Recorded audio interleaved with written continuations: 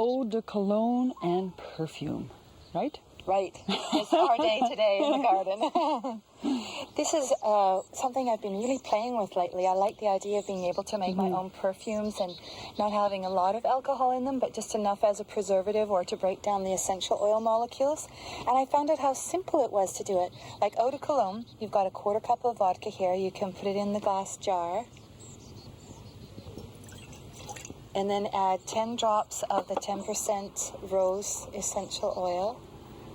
Smell it, it's really nice. Isn't that nice? Ooh, 10? 10. Because the vodka helps break down the essential oil molecules. And then you put real roses in and it'll actually turn the whole mixture a blush color. Like the color comes out of the roses. So that's why I picked this particular rose. It's a rugosa. And it's called Roseraie de la Haye. And you can put the petals in there. All of them? Yes. And a few more if you want to here. Good smell. It smells like the oil. Oh, They're yes. real roses. Like they're really, really fragrant. And then you top it up with the distilled water. And then seal it and leave it for 2 weeks.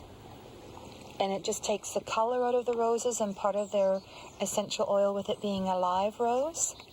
And then you just filter it with a coffee filter and a funnel. And you can put it into a fancy little bottle or you can put it into a spritzer and actually use it as an eau de cologne. And then when you want to make the perfumes, you use little tiny bottles because you're using a higher concentration of the essential oils. And I put them in little bottles so that you can tuck them in an evening bag or a pocket for when you go out. And you put a little bit of vodka in the bottom of the mixing dish. And this particular one, I put 3 drops of lavender in the little mixing bowl. 2 of ylang ylang. This is a really nice tropical one from the Philippines. Nice and exotic. And this is real rose. This is undiluted. And it has a little dropper on it. But it's easier when you're doing something tinier than this just to use one of these. 1, 2. I clean the little vials afterwards in a bit of vodka, and the same with the jasmine.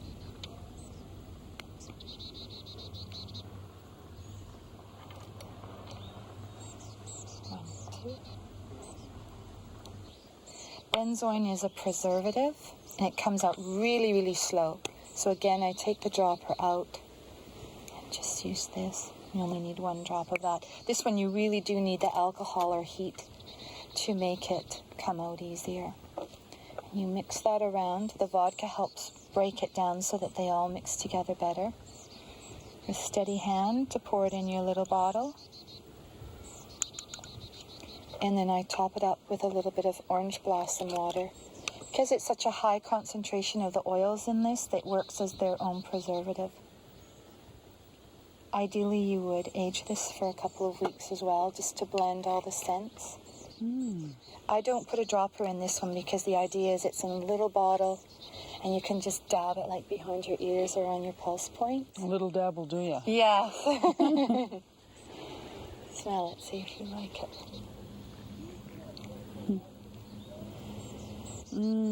This one's like a real garden mix, a real floral mix. And you could also just use the essential oils with jojoba as an oil if you wanted it to have a heavier base. Jojoba lasts a long time. It doesn't go rancid. It's more of a liquid wax than a true oil. So it gives you a really long shelf life when you make it in the little vials. Wow, and that's... you can just play. And that's as simple as it is. Yes. Wow.